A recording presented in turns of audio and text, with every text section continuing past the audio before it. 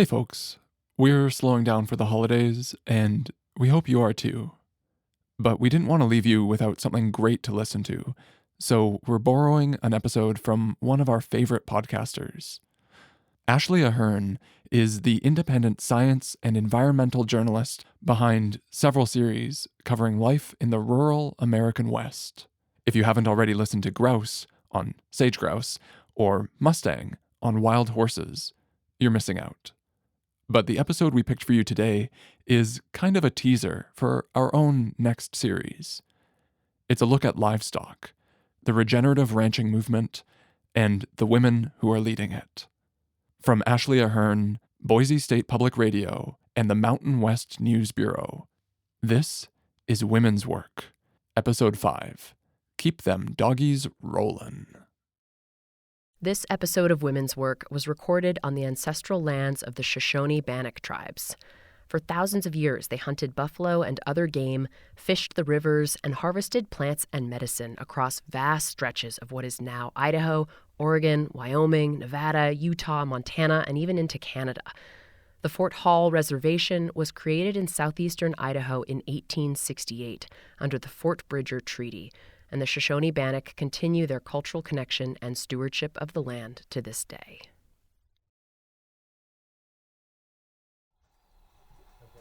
Things were settling down around camp after a long day of herding cows through the Idaho backcountry when Glenn Elzinga cupped his hand to his ear, put down his mug, and walked out of the cook tent into the black night. He'd heard something.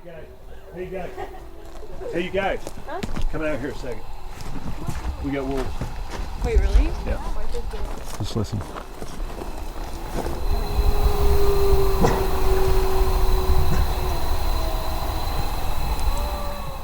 His eldest daughter, Melanie, stands next to him. They're not far away. Good sound. Yeah. I sure hope we're not missing any cattle. Mm-hmm. No, I think we're good. Cool. What's going through your mind right now, Melanie, as you hear that? Oh, I mean, it's a little bit exciting, but it's also a little uncomfortable. I mean, I want to make sure these cattle are safe, and so definitely unsettling. Is there anything else you can do to prepare, or you've done everything? No, I mean, we've got our human presence all over this. Our cattle are right there, so that they're close to us. Our horses are close to us. So, yeah, I think we're pretty safe here, and if needed, if it comes to that, we do have firearms here in camp, so hopefully it won't, but that's our final backup plan if need be. And we would just use them to haze them off, unless if it really came down to it, so. Do you think you'll sleep tonight? Probably not super well.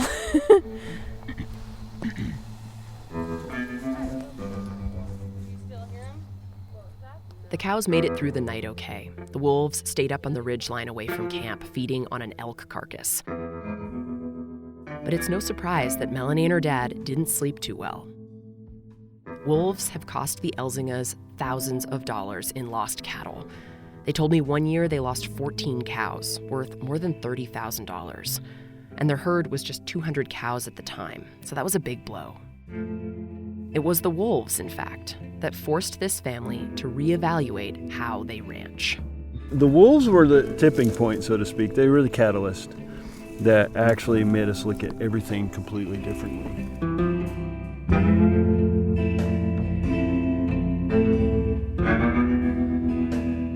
I'm Ashley Ahern, and this is Women's Work, stories about the changing face of ranching in the West.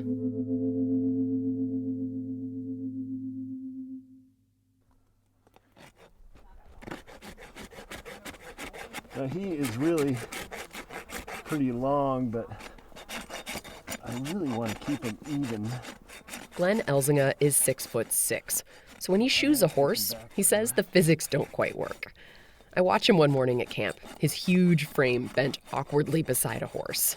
He's using a metal rasp to file off the rough edges of the hoof, like you'd file a fingernail. Looking really good.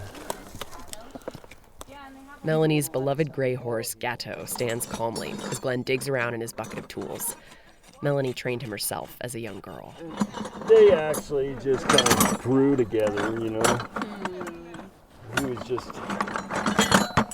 she was kind of crossing into adulthood. She probably don't want to hear me talk about this, but and he was just a colt and kind of didn't know nothing, and they kind of learned so much together, you know.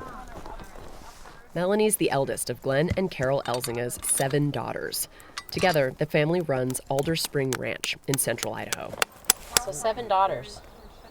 7 daughters. Bet you've heard all the jokes. Oh man, you know, were you trying for that boy? That's the favorite one, right? You know, what was funny is I actually prayed when Carol got pregnant and said, God, this is neat, but whatever you do, don't send me girls. Please. And I wasn't being like weird or anything. I was like, don't send me. Because it's like, I'm from a family of 4 boys. And boys were the only thing I knew. In this case, anyway, God wasn't taking requests. So anyway, they started coming. First came Melanie, then Abby, then Linnea, then Emily, then Rebecca, then Annie, and finally Maddie, or Mad Dog as they call her. Still haven't figured out any of it, but you know, I mean, I don't say, boy, there's not a day when I say, oh, I wish I had those boys. You know, I have never thought that thought once, ever. Glenn is a forester by training, and his wife Carol has a PhD in botany. All the daughters help out on the ranch, whether it's herding cows, irrigating pastures, shipping meat orders, website design, photography, social media, you name it. There's a lot to do when you're raising more than 400 head of organic grass-fed beef cattle and selling your meat online to people all over the country. But wolves were threatening the business the Elzingas were trying to build. And I want to give some quick context here on wolves in Idaho. The long and short of it is, there are a lot of people who want them dead. Last fall, the state passed a law that actually incentivizes people to kill wolves. The Idaho Fish and Game Department now offers a bounty of up to $2,500 per dead wolf. Hunters can use bait, traps, dogs, and motor vehicles to make their kills.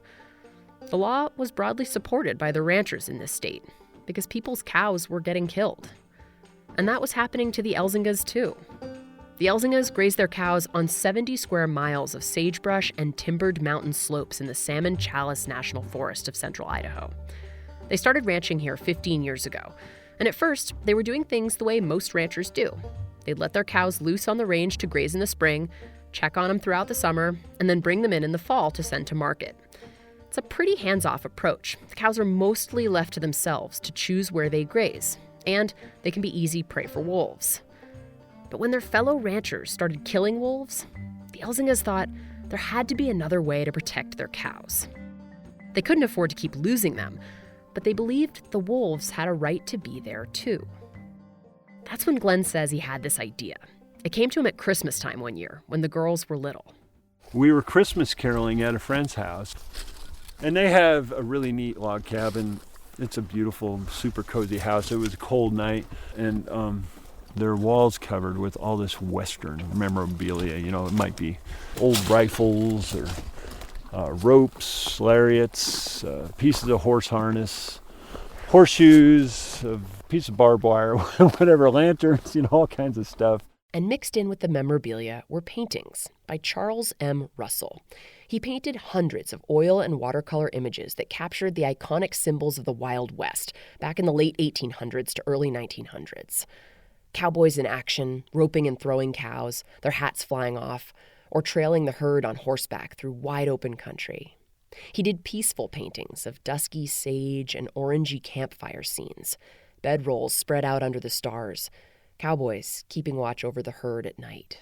And I'm looking at all these pictures, and my wheels start turning. I get in the truck with Carol after singing at Roy and Jeannie's. I said, "What? Did you see those paintings in there?" She said, "Yeah, Charles Russell." I said, "Why can't we do that?" And she said, "What do you mean?"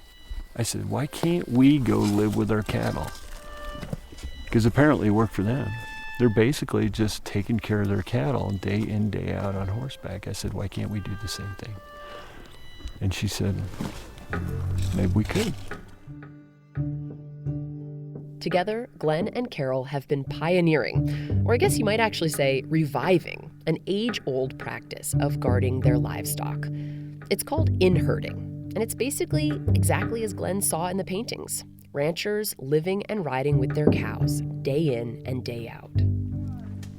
Translating that idea, though, from a painting into on-the-ground livestock management wouldn't be possible without the Elzinga daughters.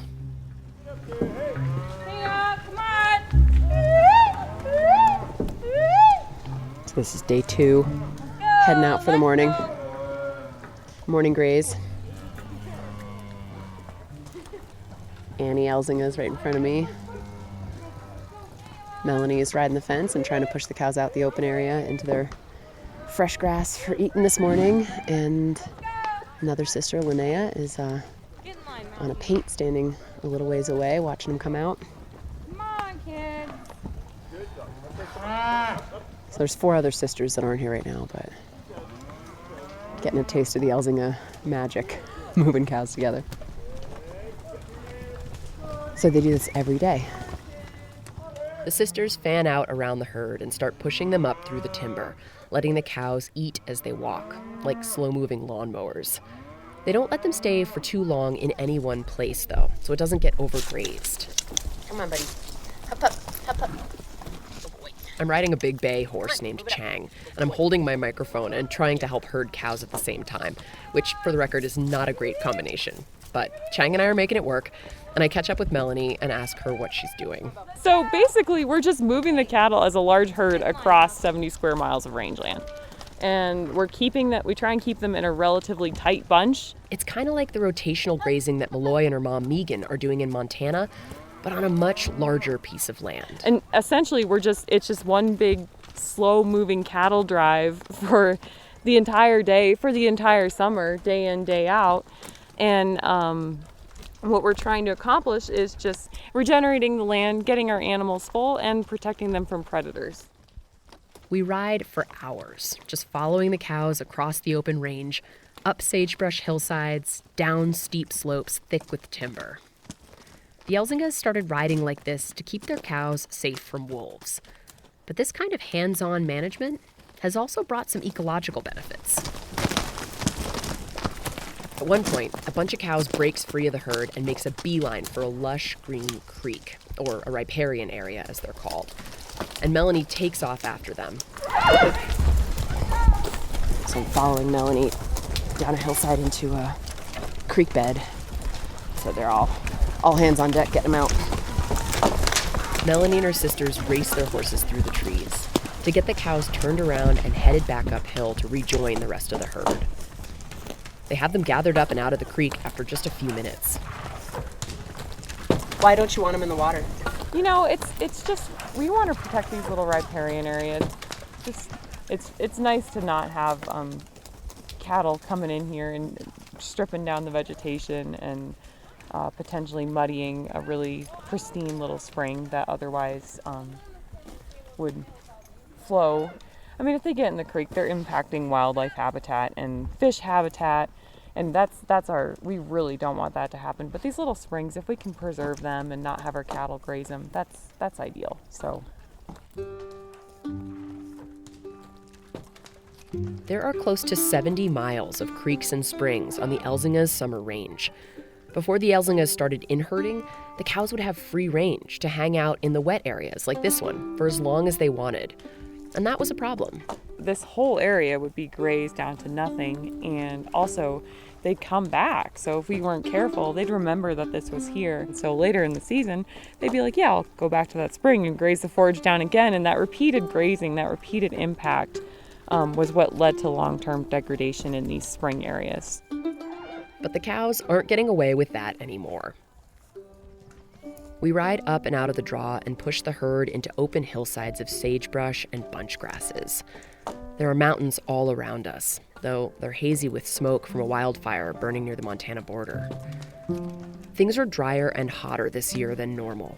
The West is in the throes of a huge drought. And just looking down at this, it's pretty brown, and Melanie points to a small, stunted plant next to Gatto's hoof. Yeah, that's a bummer because the Idaho fescue is just a great little grass for us. The cattle really like to eat it. It's super nutrient dense. It's very palatable because it's got these little fine leaves on it, little fine stems. And this year, it's just not great. It's really short and pretty brown and dried out. So because of the drought, the Elzingas move camp more often, so they don't ever cover the same area twice.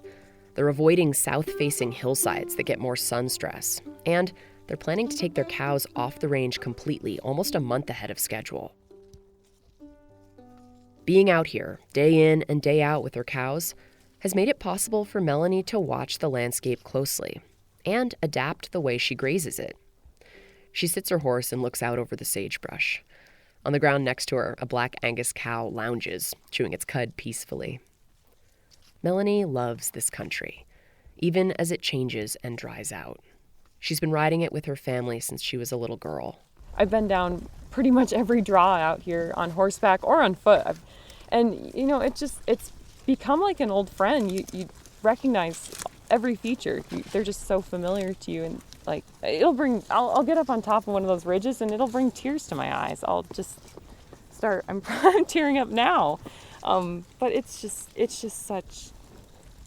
such a special place for us. And we just love it. We love it like it's part of our family. As weird as that sounds.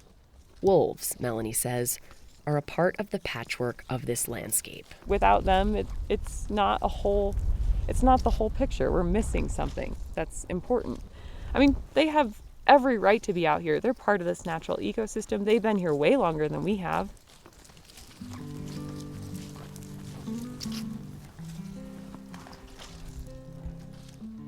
All of the Elzinga sisters can ride, but they don't all necessarily want to be cowgirls. It's not for everyone, right? Riding the range day in and day out, eating camp food, sleeping in tents. As they figured out the in-herding program, Glenn and Carol realized that even with 7 daughters contributing, they needed more help. So a few years ago, they created an internship program to recruit people from all over the country to come herd cows for the summer, which is cool because Glenn and Melanie and the other sisters now get to teach these newcomers their methods. Some of them have never even ridden a horse before. Glenn says he wouldn't be preaching this gospel of in-herding if he wasn't seeing the results. We started doing this with the wolves and because of the wolves. But when we saw the plant results and the wellness that then we can convey to our beeves because of the plant diversity we're getting that we didn't have before, it's a no-brainer. Since they started in-herding, Glenn says they've seen a huge increase in plant growth and wildlife in the riparian areas that snake through their land. Beavers have returned, now that there's plenty of willow and aspen because the cows aren't munching it away. I saw a sage grouse and her chicks in one of the lush creek beds we rode across.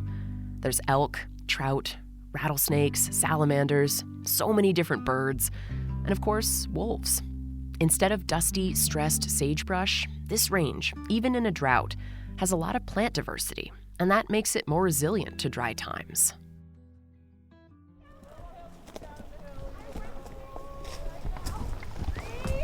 The sun drops behind the mountains and we turn the cows for home. The Elzingas keep their cows enclosed overnight and they pump water from a nearby creek into troughs instead of letting the cows trash the creek banks. Chang, stop. Buddy. Chang is pretty excited about going home too. He's prancing around like a jerk while I try to record. Chang.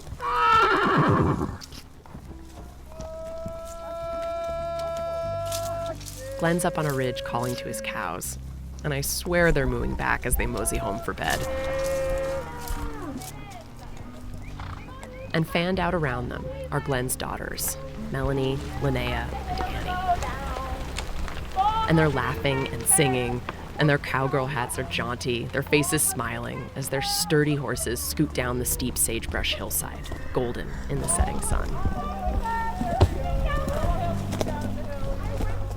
Perhaps a newer, more feminine version of an iconic Charles M. Russell painting.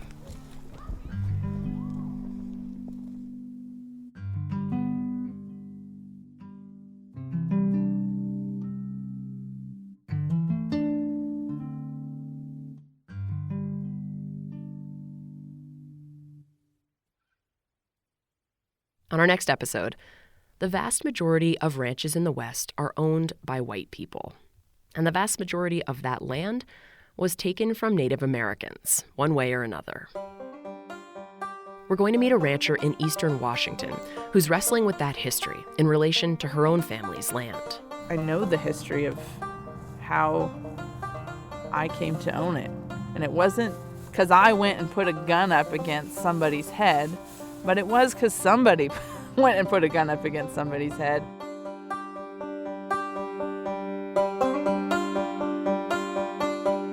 Women's Work is edited by Whitney Henry Lester. Sound design is by Liza Yeager. Art for the series is by Katie Michael. And special thanks to the Shoshone-Bannock tribes for guidance on the land acknowledgement you heard at the beginning of this episode.